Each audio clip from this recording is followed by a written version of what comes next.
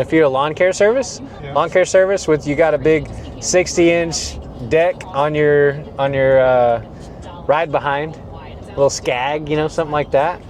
Now, I'm speaking to the landscapers; they know what I'm talking about. And then you got a couple of push mowers. Then you got your little 36, and then you got some weed eaters on a big old trailer, you know, enclosed. Ooh, yeah, you need you in the little 2500 to pull that around, but you don't need the diesel because you just spend time driving the 1 mile, 2 miles between your spots, and you knock them out.